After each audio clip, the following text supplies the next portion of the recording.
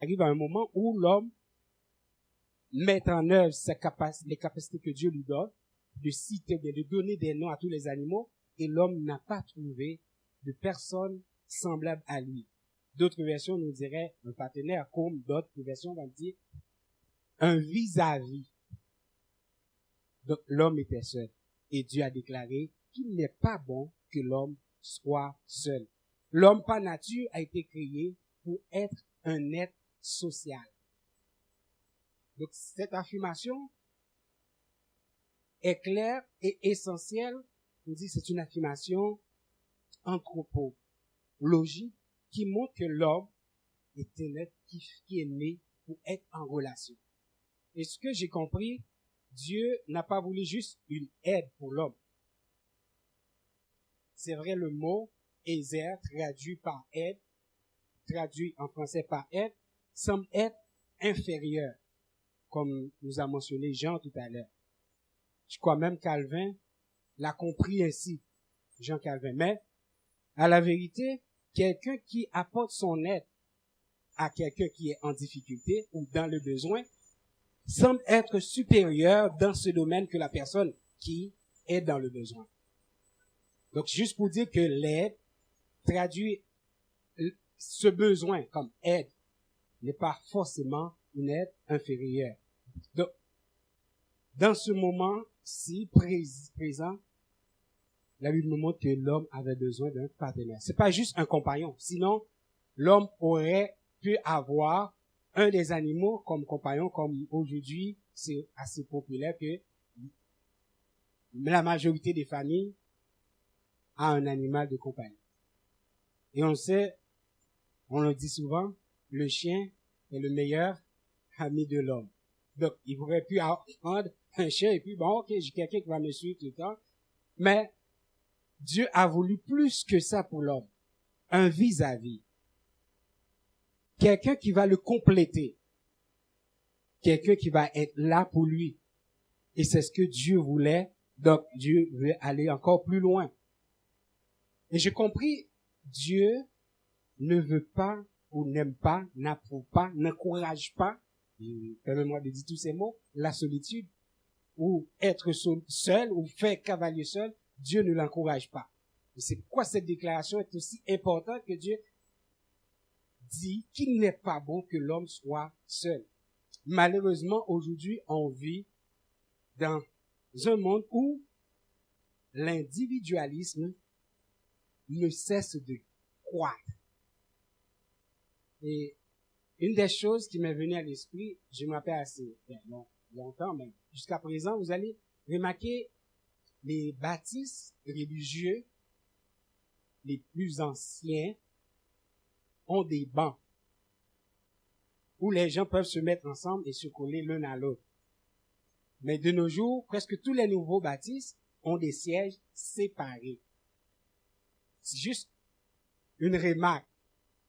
Mais aussi, vous pouvez le remarquer, même dans le métro, si vous prenez le métro, les gens vont monter, il prend un livre et puis il perd le contact avec toutes les personnes autour de lui. Ou son écouteur, il écoute la musique et tout le reste est absent. L'individualisme ne cesse de croître. Et je me pose la question, est-ce que l'Église peut, ou est-ce que l'Église apporte une réponse à cette solitude, à ce fléau? À part l'argent, comme l'a déclaré Paul dans 1 Timothée chapitre 6, verset 10, l'amour de l'argent qui est la racine de tous les maux, mais la solitude aussi est un mot de notre siècle. Vous savez, il peut arriver parmi nous, il y a des gens qui vont quitter les cultes après, qui vont être seuls à la maison. Il n'y a personne pour parler. Il vient comme ça, tout triste, tout découragé, il retourne chez lui tout triste, tout découragé. Qu'est-ce que l'Église peut apporter à ce niveau-là? Est-ce que l'Église serait considérée juste comme un club religieux ou l'Église peut favoriser la fraternité, la solidarité ou le service mutuel? Comme la Bible a bien enseigné. Aimez-vous les uns les autres. Priez les uns pour les autres. Encouragez-vous les uns les autres. Accueillez-vous les uns les autres. supportez-vous les uns les autres. Et tant d'autres expressions de ce genre sont énumérées dans la Bible pour montrer que jamais ce n'était pas le but du Seigneur en fondant son Église. Le Seigneur voulait aller encore plus loin. Mais dans ce passage, et je le répète, en tout cas c'est clair, que cette affirmation, Dieu l'a dit, il n'est pas bon que l'homme soit seul. L'homme a besoin de relations. L'homme a besoin de relations. Et je vous dis que la Bible est claire. Je lis ce passage du sage dans Ecclésiaste chapitre 4, versets 9 à 12. Je vais vous lire parce que je ne pense pas que c'est mentionné. Et je vais vous lire. Dit, 2 valent mieux qu'un. Ecclésiaste chapitre 4, verset 9 à 12. 2 valent mieux qu'un, parce qu'ils retirent un bon salaire de leur travail. Car s'ils tombent, l'un relève son compagnon. Mais malheur à celui qui est seul et qui tombe, sans avoir un second pour le relever. Le sage continue, de même si 2 couchent ensemble, ils auront chaud. Mais celui qui est seul, comment aura-t-il chaud? Et si quelqu'un est plus fort qu'un seul, les 2 peuvent lui résister. Et pour finir, il dit, le code à 3 fils ne seront pas faciles. Juste pour dire que la relation est essentielle dans la vie de l'être humain. Ça va encore plus loin, c'est profond, c'est pas juste une question d'attirance, et c'est ce que c'est pas juste une question d'attirance, pas juste quelqu'un qui dit bonjour et puis à la prochaine, mais c'est quelque chose qui va encore plus loin. Dans le passage où Dieu, Genèse chapitre 2, va créer l'homme dans les versets suivants, 21 jusqu'à 24, et je lis que vous connaissez bien, toujours Genèse chapitre 2, il dit, alors l'Éternel Dieu fit tomber un profond sommeil sur l'homme, qui s'endormit. Il prit une des côtes et renferma la chair à sa place.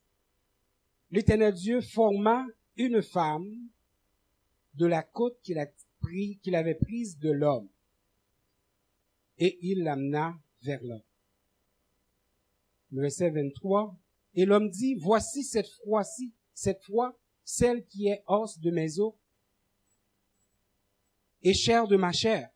On l'appellera femme, parce qu'elle a été prise de l'homme. C'est pourquoi l'homme quittera son père et sa mère et s'attachera à sa femme. Les 2 deviendront une seule chair. Il y a 2 remarques que j'aimerais souligner dans ce passage. C'est que la femme a été créée à partir de la côte de l'homme. C'est clair. C'est le premier remarque. Contrairement, l'homme a été pris de la poussière de la terre, formé. Dieu a soufflé dans ses narines. L'homme a pris vie. Mais la femme a été tirée d'une côte de l'homme. Il y a beaucoup d'interprétations, je ne vais pas revenir là-dessus. Mais l'autre remarque, c'est que l'homme dormait pendant que Dieu créa la femme. C'est bien qu'est-ce qui est mentionné dans ce passage. L'homme était plongé dans un profond sommeil.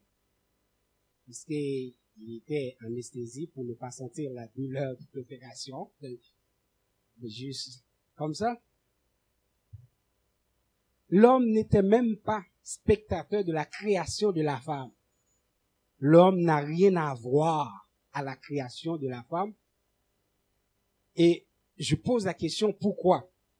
Certains commentateurs laissent comprendre, probablement c'est pour prévenir toute tentation d'attribuer à l'homme un certain pouvoir sur la femme. Comme quoi la femme a été tirée de l'homme et l'homme est supérieur à la femme. Non.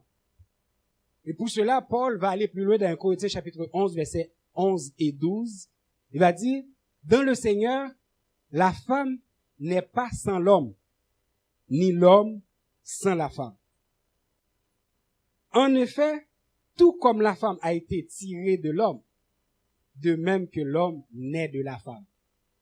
à l'origine, la femme a été tirée de l'homme, mais à l'origine de la vie, l'homme naît de la femme. Donc, tout homme qui existe, là, dans la salle, naît d'une femme. On est clair là-dessus? Donc, il y a une certaine, quand je parle de relation, je vais revenir sur le titre du message, je parle d'interdépendance entre l'homme et la femme. C'est cette relation-là. La femme dépend de l'homme, tout comme l'homme dépend de la femme. Il y a une certaine interdépendance.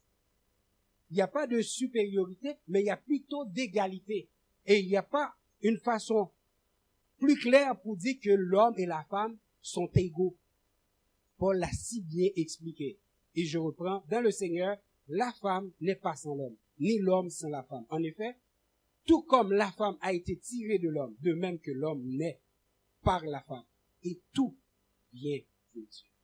Tout vient de Dieu. Ils sont égaux.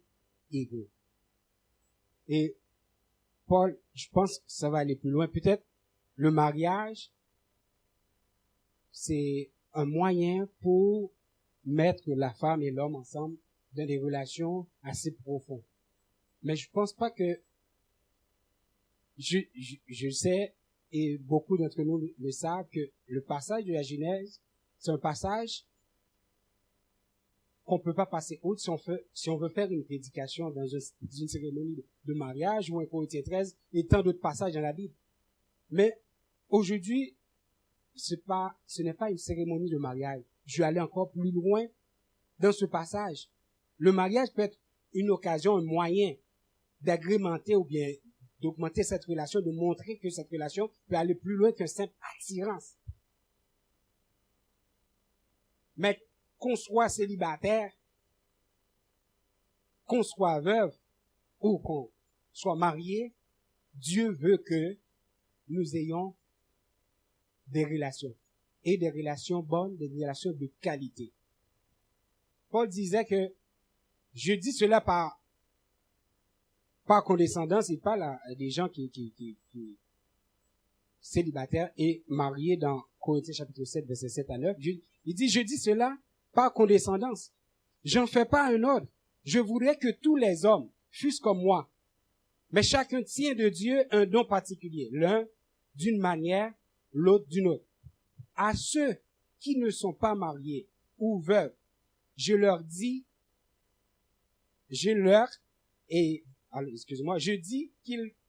qu'il leur est bon de rester comme moi. Mais s'ils manquent de continence, qu'ils se marient, car il vaut mieux se marier que de brûler.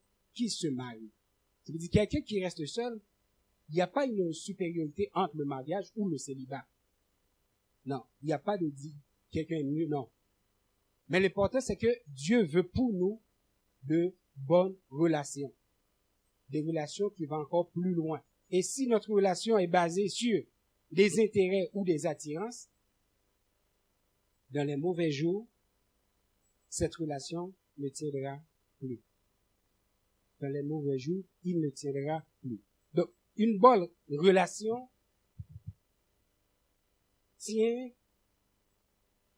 devrait avoir au centre l'amour. Une bonne relation devrait avoir au centre l'amour et basée sur des choses assez réelles. Par exemple, Paul nous dira dans 1 Thessaloniciens chapitre 4, verset 9 à 10, pour ce qui est de l'amour fraternel, vous n'avez pas besoin qu'on vous en écrive, car vous avez vous-même appris de Dieu à vous aimer les uns les autres. Vous avez appris de Dieu à vous aimer les uns les autres. C'est aussi ce que vous faites envers tous les frères de la Macédoine entière. Mais nous vous exhortons, frères, à abonder toujours plus dans cet amour. Abonder toujours plus. Paul exhorte les chrétiens de Thessalonique à exceller dans l'amour, qui est le centre des relations et de bonnes relations. Mais il y a 3 choses que j'aimerais mentionner, ajouter à cette réflexion. Les bonnes relations devraient avoir pour base, d'abord, la confiance. La confiance, c'est bonne raison, bonne base pour les relations. Donc, toute relation centré sur l'amour devrait avoir pour base la confiance. Quelqu'un disait, et je cite, sans communication, il n'y a pas de relation. Sans respect, il n'y a pas d'amour. Et sans confiance, il n'y a pas raison de continuer.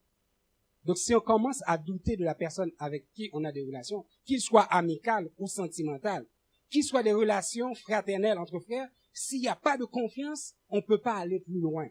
C'est pas quelqu'un sur qui, quand j'ai mal, je vais pleurer sur son épaule parce que je ne fais pas confiance. C'est pas quelqu'un, je vais expliquer mes problèmes. Probablement, il va en parler ailleurs. Mais la confiance est la base. Il dit que la confiance ici rend tout possible. Mais l'amour rend tout facile. Donc, c'est quelque chose qui marche ensemble. Mais de la confiance, il devrait avoir la vérité. Et c'est ce qui fait grandir la confiance. Quelqu'un a dit, la confiance, c'est comme une gomme. À chaque erreur, il diminue. Chaque fois, tu vois, quand vous écrivez, chaque fois que vous faites une erreur, vous effacez avec une gomme. Mais à chaque erreur, la confiance diminue. C'est pourquoi il faut dire toute la vérité. Vous savez, dans les relations, c'est important. Et en particulier, quelqu'un qui devrait se marier devrait dire tout. Tout partager.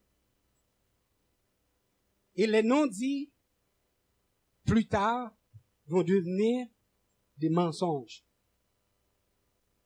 Des non-dits, plus tard, peuvent briser des relations. Ça fait longtemps, je me rappelle, un frère qui s'est marié avec une dame.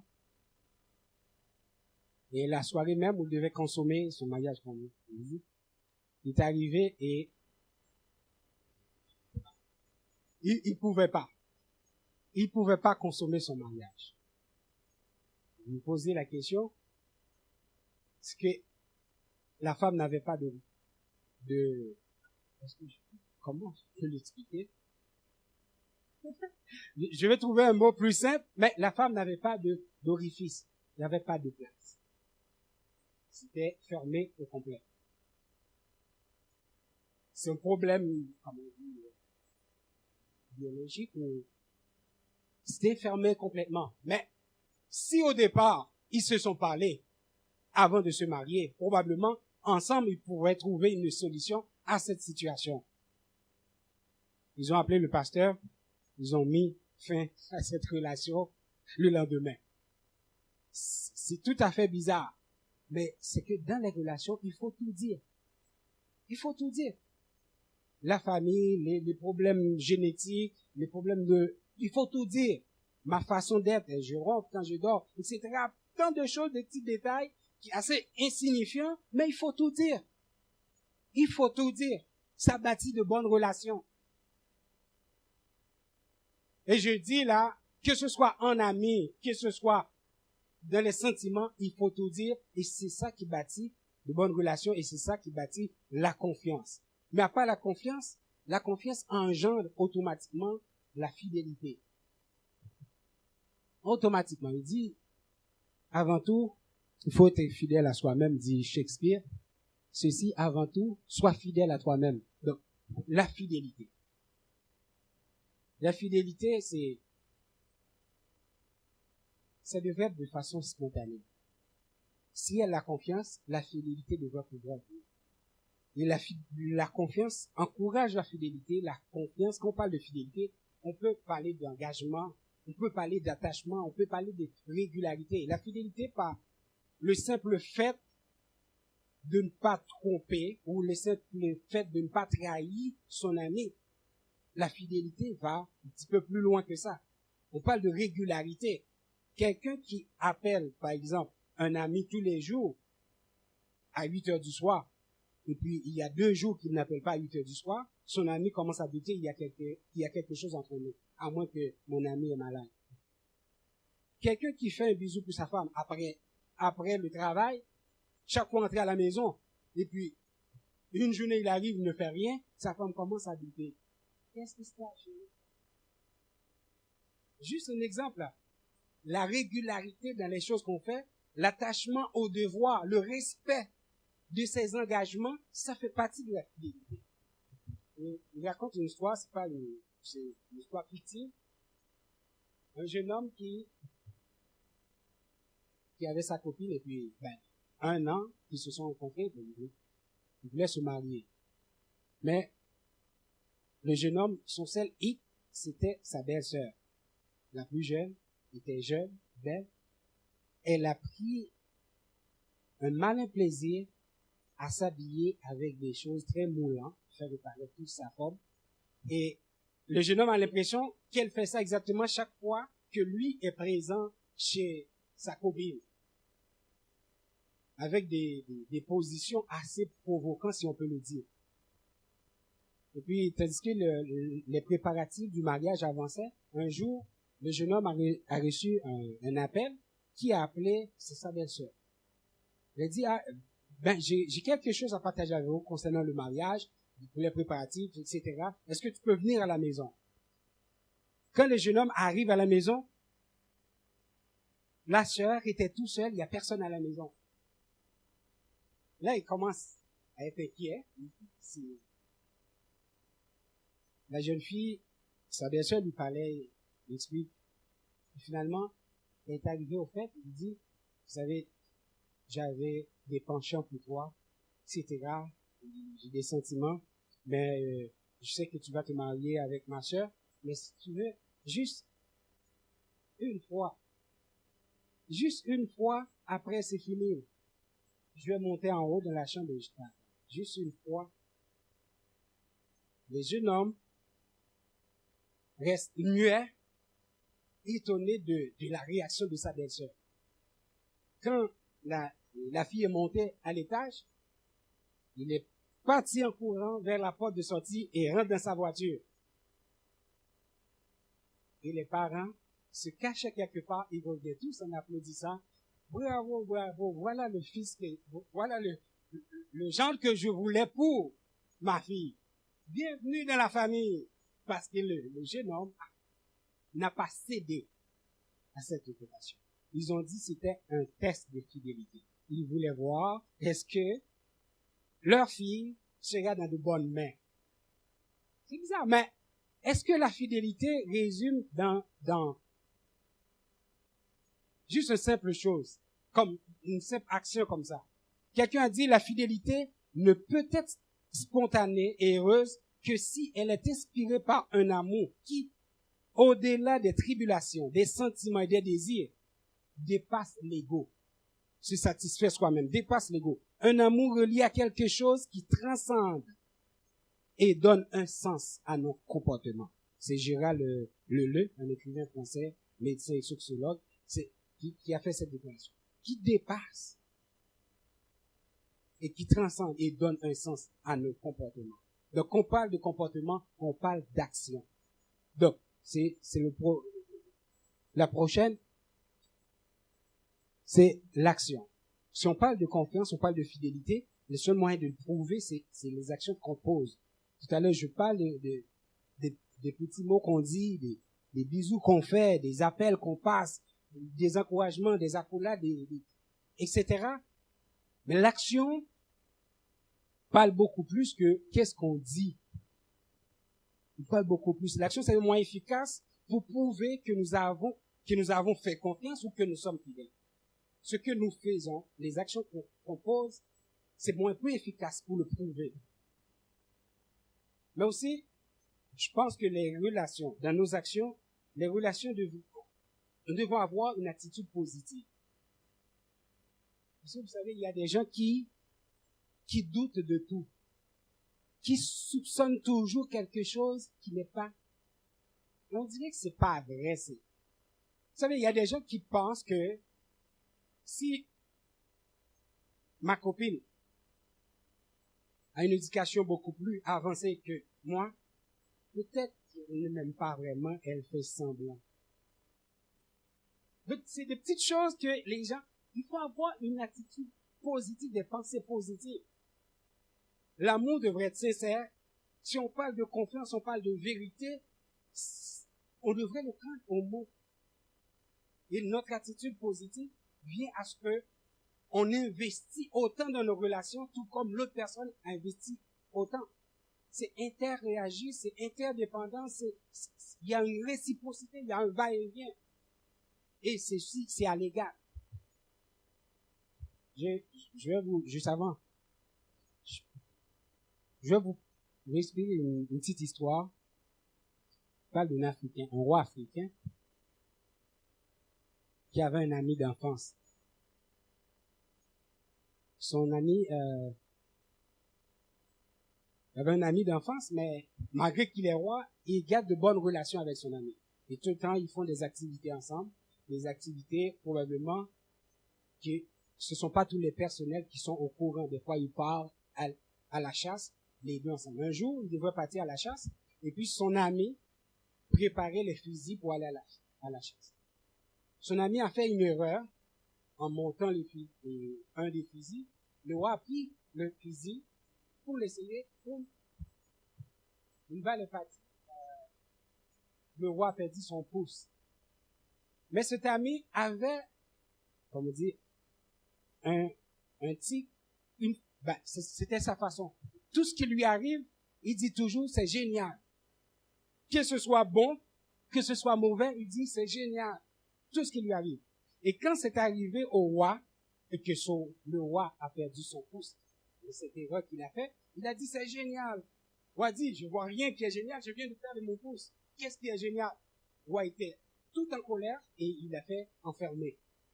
Il a fait enfermer son ami. Pendant quelques mois, peut-être plus qu'un an, son ami est enfermé.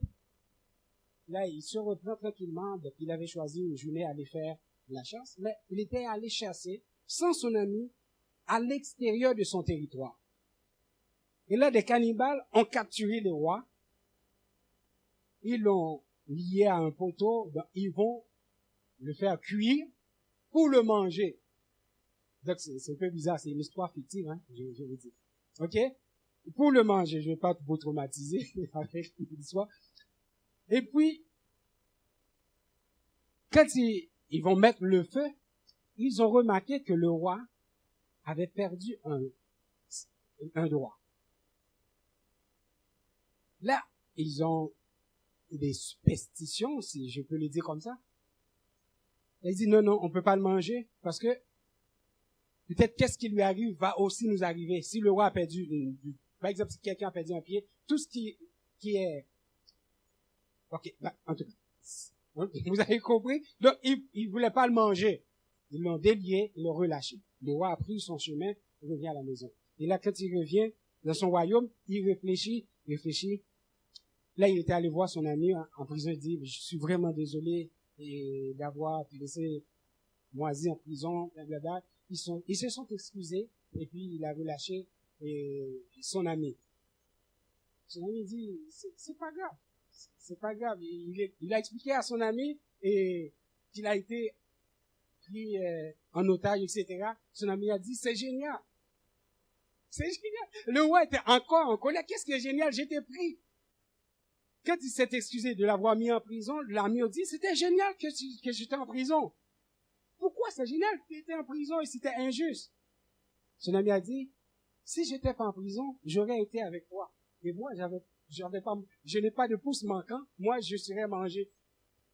Donc, lui, il serait mangé parce qu'il était complet. Il manquait de rien. C'était quand même génial. C'est juste pour dire, c'est une histoire, pour dire qu'il faut avoir une pensée positive en tout. Des fois, la première discussion, la première erreur, le premier débat peut tout déranger dans nos relations. Avoir une pensée positive. Si ma femme ou ma fille ou mon garçon, peu importe un ami, il ne fait pas quelque chose, la première chose que je vais penser, à moins qu'il a été empêché, il a un problème, mais je ne vais pas penser parce qu'il veut me faire souffrir. On ne doit pas prendre d'abord de façon négative. Avoir une pensée positive. Dieu veut que ses enfants aient de bonnes relations et des relations de qualité parce que notre Dieu est un Dieu de relations.